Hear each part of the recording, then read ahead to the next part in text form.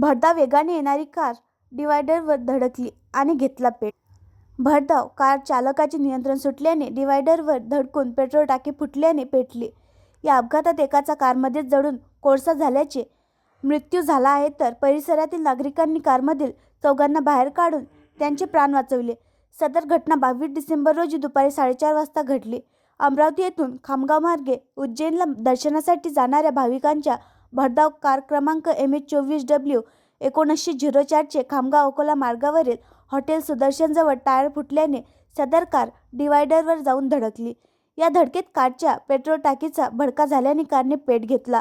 यावेळी परिसरातील नागरिकांनी धावपळ करत आग विझवण्याचा प्रयत्न केला व कारमधील महिलांसह चौघांना बाहेर काढून त्याचे प्राण वाचवण्यात यश मिळवले, परंतु कारमधील चालकाचा जागीच जळून कोळसा झाल्याने त्याचा मृत्यू झाला।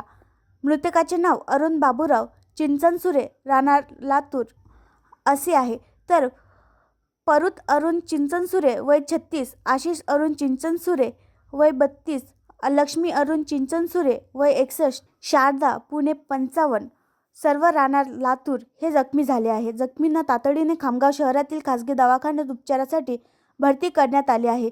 घटनेची माहिती मिळताच ग्रामीण पोलिसांनी घटनास्थळी धाव घेतली। आणखी नवीन व्हिडिओ पाहण्यासाठी आमच्या देशमुख एक्सप्रेस न्यूज चॅनलला सबस्क्राईब करा, लाईक करा आणि शेअर करा।